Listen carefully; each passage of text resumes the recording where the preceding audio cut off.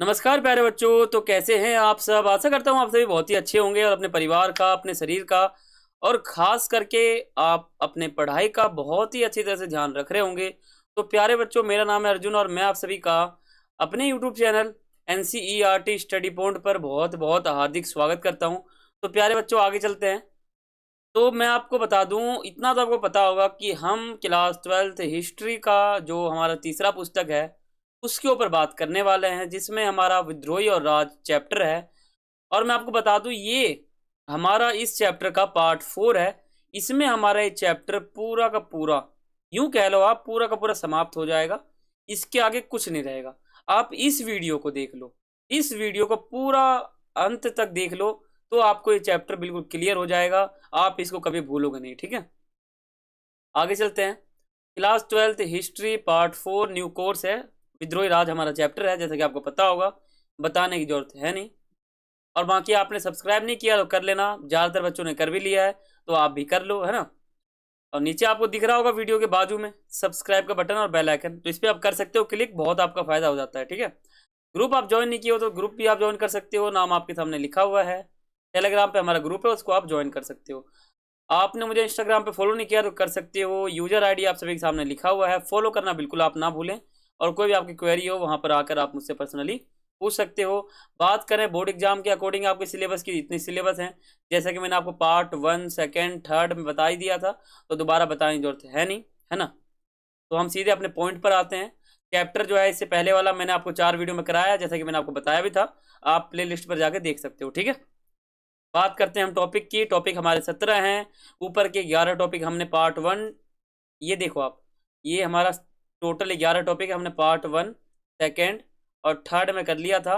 तो आज हम 12 से लेकर 17 तक के जो टॉपिक है वो आज के इस पार्ट 4 वाले वीडियो में करने वाले हैं। तो प्यारे बच्चों, शुरू करते हैं आज का अपना वीडियो। पहले हम बात करते हैं विद्रोही क्या चाहते थे। जो आम जनता थे, जो विद्रोह कर रहे थे, तो वो आम जनता अंग्रेजों से मांग क्या कर रही थी, आम जनता क्या चाह रही थी, वो विद्रोह कर क्यों रही थी, इसको समझ लेते हैं। ये आपके बोर्ड एग्जाम में ये प्रश्न आ जाता है, बहुत ही इंपॉर्टेंट प्रश्न है, तो इसको आप ध्यान रखो, ठीक है। तो बात करते हैं, देखो, विद्रोहियों को, यानी जो विद्रोही थे, यानी जो विद्रोह कर रहे थे, विद्रोहियों को एहसान फरामोश, ठीक है, एहसान फरामोश और बर्बर लोगों का झुंड मानते थे वो लोग, ठीक है। विद्रोही जो है वो एहसान फरामोश और बर्बर लोगों का एक झुंड मानते थे वो लोग, ठीक है। कुछ विद्रोहियों को ही इस घटनाक्रम के बारे में अपनी बात दर्ज करने का मौका मिला था। ज्यादातर सिपाही जो है ना, और जो आम लोग थे, जो पढ़े लिखे नहीं थे, जो पढ़े लिखे नहीं थे उनकी बात हो रही है, जो पढ़े लिखे नहीं थे और इस प्रकार अपने विचारों का प्रसार करने और लोगों को विद्रोह में शामिल करने के लिए जारी की गई घोषणाओं तथा इश्तहारों के सिवाय हमारे पास ऐसी ज्यादा चीजें नहीं थे, उस समय तो बिल्कुल भी नहीं थी, जिनसे हम विद्रोहियों के नजरियों को समझ सके। ऐसी कोई जानकारियां ही नहीं थी, ऐसे कोई स्रोत नहीं थे जिनसे हम ये समझ सके कि विद्रोही चाहते क्या थे, ठीक है। वो कुछ चाहते नहीं थे, बल्कि वो जो चीज हो रहा था ना अंग्रेजों के खिलाफ, उसके विरोध में थे वो लोग, ठीक है। तो ये समझते हैं, देखो, इसलिए 1857 में जो कुछ भी हुआ, उनके स्रोतों से अंग्रेज अफसर सोच सोच का तो पता लगता है, लेकिन इस बारे में ज्यादातर जो सुराग है वो नहीं मिल पाता, और विद्रोही क्या चाहते थे इसका पता नहीं लगाया गया। तो मैं आपको यहाँ पे एक चीज बताना चाहूंगा, क्या है वो, मैं एक बार मैं इसको रफ कर लेता हूं। देखो, अगर आपसे बोर्ड एग्जाम में प्रश्न पूछ ले कि विद्रोही क्या चाहते थे, तो आप पहले लिखना, विद्रोही क्या चाहते थे, इसका जवाब इतिहासकारों को नहीं मिला है, क्वेश्चन मार्क। इसका जवाब जो इतिहासकारों को बिल्कुल नहीं मिला कि 1857 में हुए क्रांति में जो विद्रोही हैं वो अंग्रेजों से क्या मांग कर रहे थे, क्या वो चाहते थे, ऐसा कोई सुराग नहीं मिला है, ऐसा कोई सबूत नहीं मिला है कि पता चल जाए कि वो क्या चाहते थे, ठीक है। आप ऐसे बता सकते हो। बहुत ही आसान था प्रश्न हमारा और बहुत ही इजी टॉपिक था, ठीक है। आगे बात करते हैं एकता की कल्पना। एकता की कल्पना, इसकी बात करते हैं। बहुत सारे जो हमारे आम जनता थे उनमें एकता दिखी, उसको समझते हैं। देखो एकता की कल्पना जो है ना 1857 में जो विद्रोही थे उनके द्वारा जारी की गई घोषणाओं में जाति और धर्म का भेदभाव किए बिना समाज के सभी तबकों का आह्वान किया। ठीक है, सभी तबकों का जो है आह्वान किया। बहुत सारी घोषणाएं मुस्लिम राजकुमारों या नवाबों की तरफ से या उनके नाम पर जारी की गई थी, परंतु उनमें भी हिंदुओं की भावना का ख्याल रखा जाता था। इस विद्रोह को एक ऐसे युद्ध के रूप में पेश किया जा रहा था जिसमें हिंदुओं और मुसलमानों दोनों का जो मुनाफा है ना, वो नुकसान बराबर था। इसमें आप ये पढ़ के समझ सकते हो कि एकता की कल्पना कैसे जागृत हुई। ठीक है, आगे ये लाइन लिखे हुए हैं, इसको भी आप पढ़ सकते हो बिल्कुल। मैं आपके सामने नहीं पढ़ता हूँ ना, वीडियो लंबा हो जाता है ना, आप इसमें पढ़ सकते हो। ये टॉपिक हमारा खत्म हो जाता है। 13वां टॉपिक था, बहुत ईजी था। आप अपने एनसीईआरटी को भी पढ़ सकते हो। ठीक है, मैं आपको एक बात बताना चाहता हूँ। देखो, अगर आपको चैप्टर पढ़ना है तो सबसे पहले आप मेरे पार्ट 1, सेकेंड, थर्ड और फोर्थ इन चारों वीडियो को देखना। ठीक है, कंप्लीट देखना और फिर आप अपने एनसीईआरटी को पढ़ना। एनसीईआरटी वाला जो आपका बुक है उसको पढ़ना। यानी आप मेरे वीडियो को देखना, एनसीईआरटी को पढ़ना और नोट्स बनाते हुए चलना। इन 3 स्टेप को अगर आप फॉलो कर लेते हो ना, यानी आपके बोर्ड एग्जाम में 100 में से 100 नंबर आ सकते हैं, मेरी गारंटी। 100 में से 100 नंबर आपके आ सकते हैं, 100 में से 100। ठीक है, उत्पीड़न के प्रतीकों के खिलाफ, इसको समझते हैं। हमारा 14वां टॉपिक है, बहुत इजी है। ये हमारा पूरा चैप्टर ही इजी है, और खास कर जो हमारा पार्ट 4 है ना, ये वीडियो, ये तो और इजी है। इसमें ये बताया गया जो उत्पीड़न था ना, जो अंग्रेज दुखी थे, यानी उनके प्रतीकों के खिलाफ जो भी मतलब जो आम जनता थे वो कैसे थे, यही कुछ यहाँ पे बताया गया। आप इसको बारी बारी पढ़ सकते हो। ये जो आपको पैराग्राफ दिख रहा है ना, इसको आप पूरा पढ़ सकते हो, रीड कर सकते हो, तो आपको समझ में आ जाएगा। ठीक है, हम बात करते हैं अगले टॉपिक की। अगला टॉपिक हमारा है वैकल्पिक सत्ता की तलाश। वैकल्पिक सत्ता की तलाश, इसको समझते हैं कि वैकल्पिक रूप से जो सत्ताएं थी या जो सत्ता थी उसकी तलाश कैसी हुई। यानी जो आम जनता थे, जो विद्रोह कर रहे थे, उनको कैसी सत्ता चाहिए थी, कैसी सरकार चाहिए थी, इसको भी आप यहाँ पढ़ के समझ सकते हो। मैं आपके सामने नहीं पढ़ रहा हूँ। अब हम बात करते हैं वैकल्पिक सत्ता की तलाश क्या क्या थी। देखो, अंग्रेजों की मार, ठीक है, बर्दाश्त नहीं कर पा रहे थे ये लोग। अवध में अंग्रेजों के खिलाफ प्रतिशोध सबसे लंबा चला।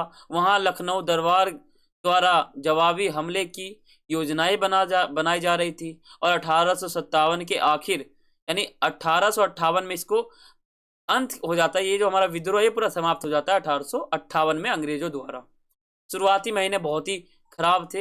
यानी मैं जो आपके कह रहा हूँ ना पीछे, इन पैराग्राफ को अगर आप पढ़ोगे ना, ये पीछे मैंने आपको कहा था, इन पैराग्राफ को अगर आप पढ़ोगे तो आपको बिल्कुल आसान तरीके से समझ में आएगा। वीडियो को पॉज कर लो और बिल्कुल आप ये सब पढ़ सकते हो। ठीक है, बहुत ही ईजी है, कुछ मुश्किल है नहीं, आप इसको आराम से पढ़ सकते हो।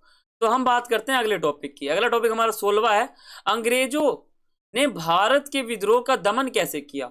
आप देखो, ये आपका क्वेश्चन मार्क, यानी जो भी मैं ऐसा टॉपिक लिखता हूं जहां मैं क्वेश्चन मार्क लगाता हूं, तो इस टॉपिक को आप एक क्वेश्चन के रूप में भी देख सकते हो। क्या पता ये बिल्कुल जो मैंने लाइन लिखा है ना, मैंने ये सेम टू सेम लाइन आपके बोर्ड एग्जाम में उतार दे और 8 नंबर का प्रश्न आ जाए। ये बिल्कुल आ सकता है, सेम टू सेम। पिछले बोर्ड एग्जाम में आ भी रखा था, यही क्वेश्चन आ रखा था। ये बहुत इंपॉर्टेंट क्वेश्चन है, आप इसको ध्यान देना। क्वेश्चन क्या है, तो अंग्रेजों ने भारत के विद्रोह का दमन कैसे किया। यानी जो विद्रोह चल रहा था, तो अंग्रेजों ने उस विद्रोह का खात्मा या फिर समाप्त उसको कैसे किया। तो इस प्रकार क्वेश्चन आ जाता है, तो आप इसको देख सकते हो। बात करते हैं, देखो, अंग्रेजों ने इस प्रकार ये जो हमारा विद्रोह था इसको खत्म करने में उसको बहुत ज्यादा परेशानी हुई। ठीक है, बहुत ही मेहनत से जो है विद्रोह को समाप्त किया गया। शुरू में तो क्या था, अंग्रेज जो है ना, शुरू में जो अंग्रेज थे वो डर गए थे। अंग्रेज जो है वो डर गए थे और उनको लग रहा था कि ये विद्रोह कब खत्म होगा, कैसे होगा। तो कहीं ना कहीं अंग्रेजों ने एक बहुत ही बड़ा ग्रुप बनाया, बहुत योजनाएं बनाई, और कहीं ना कहीं जाकर ये जो हमारा विद्रोह था ये समाप्त भी 1858 के तहत या फिर उसी समय हो जाता है। ठीक है, तो क्या इन्होंने आइडिया लगाया, क्या योजना बनाया, तो अंग्रेजों ने पहला योजना बनाया कि मार्शल लॉ का प्रयोग कर दिया। अब इन्होंने सोचा कि मैं मार्शल लॉ का प्रयोग कर देता हूं, तभी जो विद्रोह है वो समाप्त हो जाएगा। फिर अंग्रेजों ने सोचा कि दिल्ली पर 2 तरफा हमला कर देता हूं, तो क्या होगा, दिल्ली का जो विद्रोह है वो रुक जाएगा। ब्रिटेन से कुछ सेना मंगवा लेता हूँ, ये करने से क्या पता विद्रोह रुक जाए। या उन्होंने सोचा कि चल भाई एक जमींदार का जो है प्रयोग कर लेता हूँ, क्या पता तब विद्रोह रुक जाए। तो इन चारों योजनाओं को, ट्रिक को अंग्रेजों ने अपनाया था और 1858 में विद्रोह जो है समाप्त हो जाता है। ठीक है, तो हम इन चारों योजनाओं को डीप विस्तार से अच्छे से समझते हैं ताकि आपको समझ में आ सके। तो पहले हम ये बात करते हैं कि ये जो विद्रोह है वो चल चल कहाँ पे रहा था। दिल्ली यहाँ पर है, दो तरफा हमला होता है दिल्ली पर। 1857 और 58 के बीच में हो जाता है, कुछ आखिरी वर्ष है उस समय। तो ये पूरा विद्रोह यहाँ तक चलता है पूरा। ठीक है, पहले हम बात करते हैं मार्शल लॉ का प्रयोग। तो पहले बात करते हैं वक्त। तो मई जून के महीने 1857 में लागू किया गया था ये मार्शल लॉ। कब लागू किया गया था? आप कहोगे मई या जून के महीने के अंदर ही जो है लागू किया गया था। 1858 में फिर समाप्त हो जाता है हमारा विद्रोह। ठीक है, स्थान कहाँ पे लागू किया गया था? ये पूरे उत्तर भारत में लागू किया गया था। जो भी उत्तर वाला, यहाँ देखो आप, ये जो उत्तर भारत है ना, ये पूरा जो साइड, ये पूरे में लागू किया गया था। ये यहाँ दिल्ली भी आ जाता है। ठीक है, तो यहाँ पर लागू जो है ये पूरी तरह से किया गया था। अब बात करते हैं बातें। इसमें बातें क्या क्या थी? तो इसमें यह बातें थी कि अगर किसी ब्रिटिश व्यक्ति को लगता है कि कोई व्यक्ति इस विद्रोह में शामिल होने वाला है या हो चुका है, तो उसके अंतर्गत उसे सजाए मौत, फांसी पर चढ़ा दो उसको, अगर वो विद्रोह में शामिल हो रहा है तो। अगर लगे कि ये व्यक्ति विद्रोह में शामिल होने वाला है, इसको तुरंत लाओ और फांसी पे चढ़ा दो। ये एक प्रयोग किया गया था विद्रोह समाप्त करने के लिए, क्योंकि प्रेशर था अंग्रेजों के ऊपर। उनके देश में ही जो है एक विद्रोह चल रहा था व्यापक, बहुत बड़ा, कई अंग्रेज मारे भी गए। तो ऐसा सब ट्रिक जो है यहाँ पे चलाया गया था, गोलीबारी सब हुई यहाँ पर, है ना। तो ये कुछ इसमें होता है। अब बात करते हैं अगला जो हमारा योजना था अंग्रेजों के खिलाफ, मतलब अंग्रेजों ने चलाया था कि जो विद्रोह है वो समाप्त हो जाए। दिल्ली पर दो तरफा हमला, दो तरफ से दिल्ली पर हमला कर दिया, यानी आक्रमण कर दिया। कौन कौन सा था? तो दिल्ली में विद्रोह को रोकने के लिए अंग्रेजों ने दिल्ली पर दो तरफ से हमला कर दिया था। पहला स्थान था कोलकाता। कोलकाता से पहली बार बम फेंके गए थे दिल्ली पर। और दूसरा जो है पंजाब। पंजाब और कोलकाता से जो है दो बार बम और आक्रमण, ये दोनों चीज हुआ दिल्ली पर, ताकि दिल्ली में जो विद्रोह है वो रुक जाए फटाफट। ये जो लोग आप देख रहे हो ना पीछे जा रहे हैं, ये लोग आक्रमण करने के लिए ही जा रहे हैं। तकरीबन 1857 की बात है। तीसरा उन्होंने उपाय लगाया कि ब्रिटेन से कुछ सेना मंगवाना। अब ब्रिटेन से उन्होंने कुछ सेना मंगवा लिया ताकि विद्रोह रुक जाए। ईस्ट इंडिया कंपनी ने अंग्रेजों के लिए ब्रिटेन से कुछ नई सैनिकें जो है मंगवाई, ताकि अंग्रेज जो है इस विद्रोह को शांत कर सके। क्या था कि जो विद्रोह थे ना, यानी जो विद्रोही थे, जो आम जनता विद्रोह कर रहे हैं, तो उनकी संख्या थी 5 लाख। ठीक है, 5 लाख थी। लेकिन जो अंग्रेज थे उनकी संख्या 3 लाख थी। 2 लाख, यानी समझ लो आप कि जब हम लड़ाई करते हैं तो बराबर रहना चाहिए ना। यहाँ पे 100 है तो यहाँ पे भी 100 है। लेकिन अंग्रेज की संख्या थी 3 लाख और विद्रोह की संख्या थी 5 लाख। तो कहीं ना कहीं डिफरेंस हो जाता है ना, अंग्रेज हार जाएंगे। तो क्या हुआ कि अंग्रेजों के लिए 2 लाख सेना मंगवाई गई ताकि लड़ाई बराबर का हो। तब लड़ाई वड़ाई हुआ और तब जाके विद्रोह जो है रुका। ठीक है, चौथा उनका एक उपाय था, वो था जमींदारों का प्रयोग। जमींदार जो है पावरफुल हुआ करते थे मुगल काल में, तो जो जमींदार है वो सही थे। तो जमींदारों से क्या बात हुई, अंग्रेजों ने वहां पर जाके प्रत्यक्ष रूप से बातें की और उन्होंने कहा कि इसमें अंग्रेजों ने जमींदार को कहा था कि अगर आप विद्रोह को रोकने में हमारी मदद करोगे तो हम आपको आपकी जो भूमि है वो वापस कर देंगे। क्या था कि जमींदार की जो भूमि है वो अंग्रेजों ने छीन ली थी, हड़प ली थी। तो इन्होंने कहा कि अगर तुम विद्रोह को रोकने में हमारी मदद करोगे तो हम तुम्हारी भूमि तुमको पूरा का पूरा वापस कर देंगे। लालच दिया। कई जमींदार लालच में जो है आकर ये बोल भी देते थे कि चलो मैं आपकी मदद करूंगा, मैं विद्रोह में जो अपना नेतृत्व करूंगा या फिर मैं उस साथ दूंगा उसमें। ठीक है, लेकिन जो सच्चा और अच्छा जमींदार होता था वो मना कर देता था। तो मना करने पर अंग्रेज जमींदार को सजाए मौत देता था, है ना। मान लो एक जमींदार है, उसके पास 2000 या 200, मान लो आप 200 अंग्रेज आते हैं और बोलते हैं कि तुम हमारी ये बात मानो कि तुम विद्रोह को रोकने में हमारी मदद करो, अगर नहीं करोगे तो फिर वहीं उनको जो है सजाए मौत मिल जाती थी। ठीक है, तो ऐसा कुछ जमींदार का प्रयोग किया गया था। ये सभी उपाय हैं, योजना है, तब जाकर कहीं ना कहीं 1858 में माहौल जो है शांत हो जाता है, विद्रोह समाप्त हो जाता है। और उस विद्रोह के बाद कहीं ना कहीं हमारा जो आंदोलन है वो 1920 के आसपास चालू हो जाता है। ठीक है, मैं आपको ये बता दूं कि जो हमारा 1857 का आंदोलन था वो बहुत ही व्यापक था। पहली बार जो आम जनता है वो अंग्रेजों के खिलाफ खड़ी हुई थी। फिर बाद में जाकर 1920 के बाद जो है महात्मा गांधी जी ने जो है कुछ आंदोलन चलाया था, फिर देश आजाद हुआ था। तो ऐसा कुछ माहौल चला था, यानी आप ये समझ सकते हो उस भयानक रूप के बाद भयानक भयानक जो रूप है ना वो हमको इस समय दिखता है।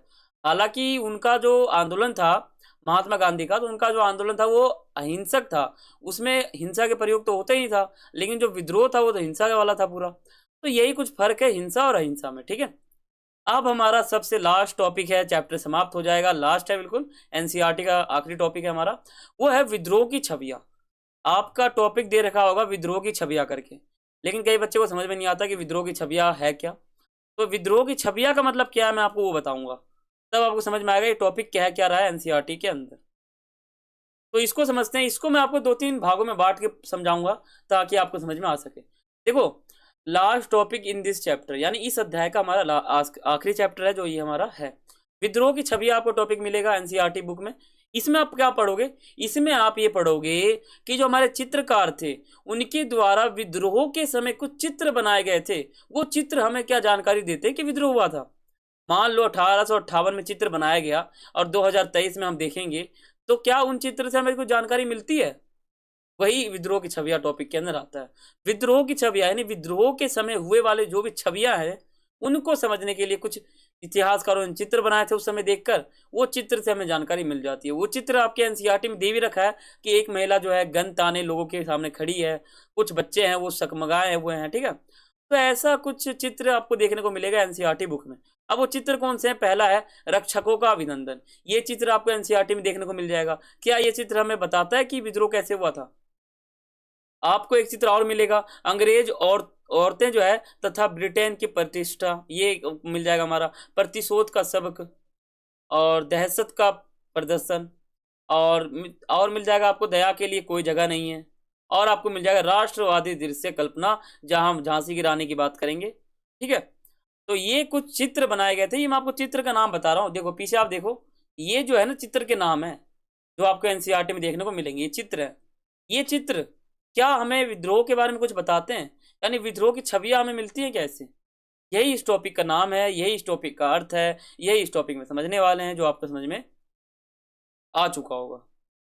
बात करते हैं रक्षकों का अभिनंदन। ये आपका एक पोस्टर है जो आपके एनसीईआरटी में दे रखा है, रक्षकों का अभिनंदन टॉपिक, या फिर ये एक चित्र मान सकते हो। एक चित्र नहीं होता, कोई चित्रकार है वो एक चित्र बना देता है, तो ये जो है ना एक चित्र का नाम है। चित्र का नाम क्या रखा गया है? रक्षकों का अभिनंदन। ये एक चित्र का नाम है जो आपके एनसीईआरटी में दे रखा है। बात करते हैं इस टॉपिक के बारे में कि ये टॉपिक क्या कहता है। देखो, ये जो चित्र है ना, चित्र का जो मतलब चित्र में जो बताया गया है वो तो है रक्षकों का अभिनंदन करा जा रहा है इसमें, लेकिन चित्र का अगर हम दूसरा नाम देखें, दूसरा नाम क्या है इसका, तो इसका है द रिलीफ ऑफ लखनऊ। ये इस चित्र का दूसरा नाम है। हिंदी में हम इसे कहेंगे लखनऊ में राहत। लखनऊ में राहत ये चित्र का नाम है। चित्रकार कौन से, मतलब ये जो चित्र आपको यहाँ दिख रहा है ये बना हुआ, ये चित्र किसने बनाया था? ये चित्रकार जो है टॉमस जॉन्स बारकर ने बनाया था 1859 में। 1859 में इन्होंने एक चित्र बना दिया था विद्रोह के समय का, जिससे हमें जानकारी मिल जाती है। क्या जानकारी मिलती है? तो जब विद्रोही टुकड़ियों ने लखनऊ पर घेरा डाला तो लखनऊ के कमिश्नर हेनरी लॉरेंस ने ईसाइयों को एकत्र कर लिया, ईसाइयों को इकट्ठा कर लिया और बेहद रेजिडेंसी में पनाह ले ली। बाद में हेनरी लॉरेंस मारा गया, लेकिन जो कर्नल इंग्लिश के नेतृत्व में रेजिडेंसी सुरक्षित रहा। ठीक है, ये जो हमारा रेजिडेंसी था यानी जो हमारा संपत्ति था ये कहीं ना कहीं सुरक्षित रहा। 25 सितंबर को जेम्स ऑटम और हेनरी हैवलॉक वहां पहुंचे। ये जो नाम है अंग्रेजों के हैं, आपको याद हो या ना हो लेकिन आप थोड़ा याद रख सकते हो। ठीक है, पहुंचे, उन्होंने विद्रोहियों को जो है तितर बितर कर दिया और ब्रिटिश टुकड़ियों को एक नई मजबूती दी। 20 दिन बाद भारत में ब्रिटिश टुकड़ियों का नया कमांडर कॉलिन कैंपबेल भारी तादाद में सेना लेकर वहां पहुंचा और उसने ब्रिटिश रक्षा सेना को घेरे से झुकाया। अब हमारा अगला जो चित्र है उसका क्या नाम है? नाम तो चित्र का एक दूसरा है, लेकिन ये इस चित्र मतलब इस चित्र में क्या बताया गया है वो है अंग्रेज औरतें तथा ब्रिटेन की प्रतिष्ठा। ठीक है, ऐसा आपके सामने एक चित्र दे रखा है कि एक बच्चा जो है उस बहुत डरा हुआ है, महिलाएं जो है वो डरी हुई है, ये महिला डरी हुई है, ये महिला डरी हुई है, ये सब डरे हुए हैं, और ये बाहर जो है पूरे के पूरे विद्रोही जो है वो आ रखे हैं। ठीक है, पूरे आ रखे हैं ये, और ये लोग डर रखे हैं। ये चित्र बनाया गया था, अभी किसने बनाया मैं आपको आगे बताऊंगा। और दूसरी तरफ देखें तो महिलाएं जो है अलग ही तेवर में दिखाई देती है। ठीक है, मतलब एक में क्या है कि महिला देखो ऐसी है डरी हुई, लेकिन दूसरे चित्र में क्या है कि महिला को एक तरह से अलग तेवर में दिखाया गया है, अलग रूप से दिखाया गया है। इसमें क्या है कि वो जो है गन को हाथ में तानी हुई है और अंग्रेजों को जो है गोली गोली मारकर उनकी जो हत्या है वो कर रही है वहां पर। ये अंग्रेज है, मतलब ये सब यहाँ पर अलग ही माहौल है। यहाँ पर अलग माहौल दिख रहा है आपको, यहाँ पर अलग ही दिख रहा है। तो इसको समझते हैं कि क्या है। तो इसकी बात करते हैं। पहले हम इस चित्र के बारे में समझते हैं। देखो चित्र का नाम है इन मेमोरियम। इन मेमोरियम इस चित्र का नाम है। ये हिंदी में हम इसे कहेंगे स्मृति, स्मृति कह सकते हैं। ठीक है, चित्रकार कौन से? जोजेफ जोजेफ नोएल पैटर्न, ये इस चित्रकार का नाम है। 1859 में चित्र को बनाया था इस व्यक्ति ने। ठीक है, इन मेमोरियम इस चित्र का नाम रखा गया है। और इस चित्र को समझते हैं। देखो ये जो मैं आपके सामने लिख रखा है स्क्रीनशॉट, इसको आप पढ़ के इसके बारे में समझ सकते हो। क्या है ये चित्र जो है ना, जब अंग्रेज अंदर आते हैं या फिर जो विद्रोही है, विद्रोही कह सकते हो आप, विद्रोही जब अंदर आते हैं पीछे से अंग्रेज जब आते हैं, जब विद्रोही आते हैं यहाँ से, तो इनका जो माहौल है वो कहीं ना कहीं अलग दिखता है ना। तो देखो अखबारों में छपी खबरों का जनता की कल्पना और मनोदशा पर भारी असर होता है। वह घटनाओं के बारे में लोगों की भावनाओं और सोच को तय करती है। भारत में औरतों और बच्चों के साथ हुई हिंसा की कहानियां को पढ़कर ब्रिटेन की जनता प्रतिशोध और सबक सिखाने की मांग करने लगी। अंग्रेज अपनी सरकार से मासूम औरतें का इज्जत बचाने और निसहाय बच्चों को सुरक्षा प्रदान करने की मांग करने लगी थी। एक तरह से कलाकारों ने जो है सदमे और पीड़ा की अपनी चित्रात्मक अभिव्यक्तियों के जरिए इन भावनाओं को आकार दिया। ठीक है, आकार प्रदान किया। लेकिन यहाँ पर जो है इस व्यक्ति ने चित्र बनाया कुछ कुछ यादें में। ठीक है, यादें थी एक तरह से, पूरा ये लाइन पढ़ सकते हो आप, इसमें पूरा बताया गया विस्तार से। अब हम बात करते हैं अगले चित्र की। अगला चित्र हमारा ये है। दूसरी तरफ महिला जो है अलग ही तेवर में दिखती है, हाथ में बंदूक है, अंग्रेजों को जो है या फिर जो हमारा विद्रोही है उनको एक तरह से छलनी छलनी कर रही है। ठीक है, तो ये तेवर कैसा है? और ये चित्र जो है ये कानपुर में अपनी रक्षा करती एक मिस व्यूलर है। ठीक है, मिस व्यूलर है। और इनके बारे में आप समझोगे तो यहाँ पढ़ सकते हो आप, ये पूरा चित्र के बारे में दे रखा है, आप इसको पढ़ सकते हो, आपको समझ में आ जाएगा ये पूरा चित्र। ठीक है, अब हम बात करते हैं आगे वाला चित्र। आगे चित्र क्या है हमारा? आगे हमारा एनसीईआरटी का अकॉर्डिंग चित्र है प्रतिशोध का सबक। प्रतिशोध का सबक। यहाँ पर क्या है, महिला एक हाथ में ये ले रखी है, हाथों में फिर यहाँ पे तलवार है। ये जो पूरा का पूरा यहाँ पे विद्रोही दिख रहा है उनको छन्नी छन्नी कर रखी है ना। यहाँ पर ये माहौल है। अब इस प्रतिशोध के बारे में विस्तार से समझते हैं। देखो जो ये प्रतिशोध का हमारा ये पूरा जो चित्र है, ये चित्र आप यहाँ पे पढ़ सकते हो, आपको समझ में आ जाएगा। ठीक है, ये पूरा लाइन पढ़ सकते हो, आप पढ़ोगे आपको समझ में आ जाएगा, रीड कर सकते हो एक बार में, तो आपको ये समझ में आ जाएगा कि ये चित्र क्या रहा है, इसमें हो क्या रहा है। ठीक है, अब हम बात करते हैं आगे वाले चित्र की। आगे वाला चित्र कौन सा है हमारा? तो आगे हमारा एक चित्र या पोस्टर है, वो है दहशत का प्रदर्शन। दहशत का प्रदर्शन, इसको समझते हैं। इसमें क्या है, इसमें आप देखोगे यहाँ पे जो है अंग्रेज है, ये पूरा अंग्रेज है। यहाँ पर 1 2 3 4 5 6 7 8 9 10 11 12 लोगों को फांसी दी जा रही है यहाँ पर। ठीक है, तो ये चित्र बनाया गया था 1859 में। अब ये चित्र क्या बताता है उसको समझते हैं।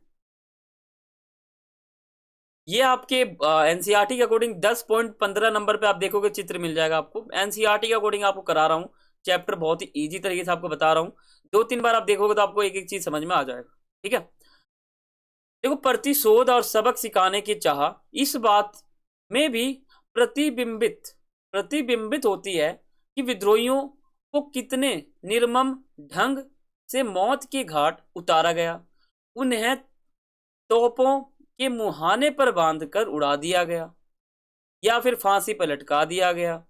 इन सजाओं की तस्वीरें आम पत्रिकाओं के जरिए जो है दूर दूर तक पहुंचा दिया गया है। मान लो अखबार है, अगर उस पर छप जाता है तो अगर अखबार पे छप गया तो बहुत दूर तक जाता है वो न्यूज। तो ऐसे ही कुछ हुआ है यहाँ पर भी। ठीक है, तो ये हमारा चित्र था। अब यहाँ पर एक अलग चित्र है। यहाँ पे आप अपने एनसीईआरटी में देखोगे तो एक बुजुर्ग व्यक्ति है जो विद्रोही को कह रहा है कि रुक जा, सब्र कर ले, रुक जा, ऐसा कह रहा है।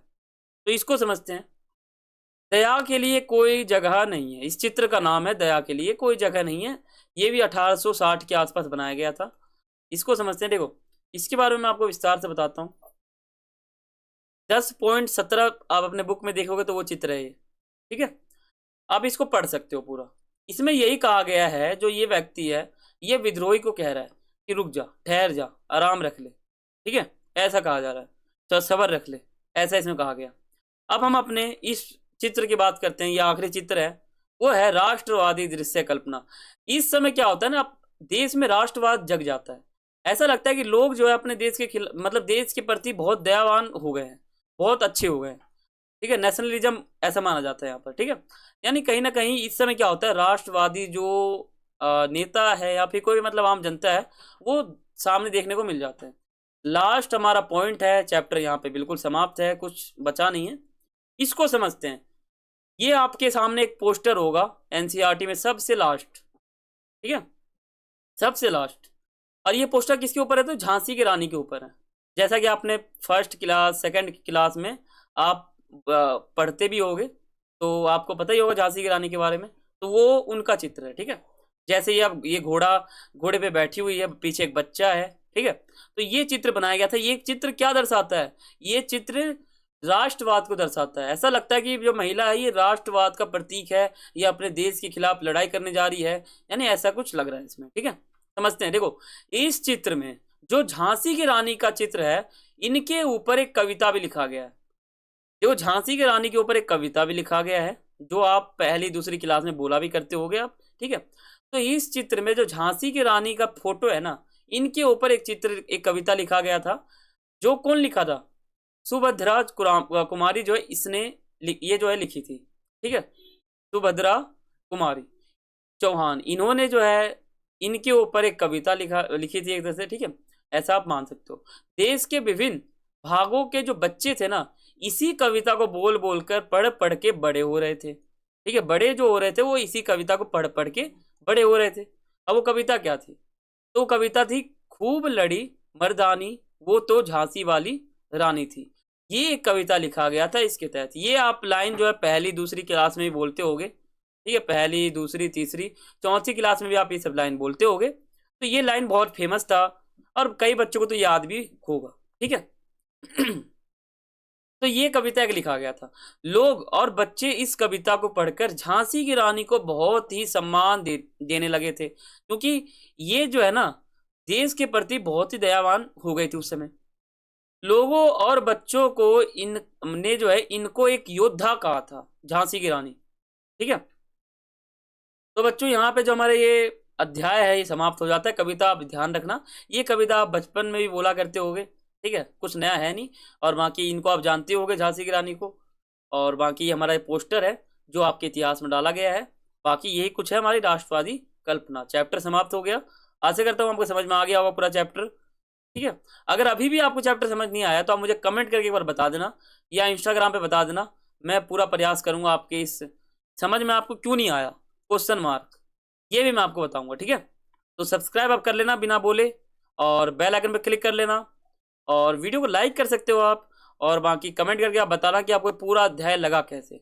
अब हमारा आगे का एक अध्याय आएगा महात्मा गांधी और राष्ट्रीय आंदोलन। बहुत ही अच्छा अध्याय है। अगर उस अध्याय को आप समझ लोगे ना तो आपको इतना तो समझ में आ ही जाएगा कि हमारा देश आजाद कैसे हुआ। ठीक है, असली चैप्टर है वो, कुछ नकली नहीं है। ठीक है, रियल चैप्टर है वो। तो उसको अगर आप समझ लोगे ना, महात्मा गांधी और राष्ट्रीय आंदोलन, तो आपको ये झलक तो मिल जाएगा कि हमारा देश कैसे आज़ाद हुआ, किन परिस्थितियों में आज़ाद हुआ, कैसा माहौल था, कौन-कौन से आंदोलन चले थे। वो एकदम, वो तो आप ऐसे भी समझ सकते हो, जनरल नॉलेज है वो, सभी लोगों को समझ में आना भी चाहिए वो, है ना? वो चैप्टर बहुत ही साधारण है, हर लोगों को पता भी होना चाहिए और ज़्यादातर को पता भी होता है, ठीक है? तो उसको समझेंगे, तो फिर हम कल से अपना नया अध्याय शुरू करेंगे जिसका नाम क्या है, महात्मा गांधी और राष्ट्रीय आंदोलन। तब तक के लिए सभी को थैंक्स फॉर वॉचिंग। जय हिंद, जय भारत।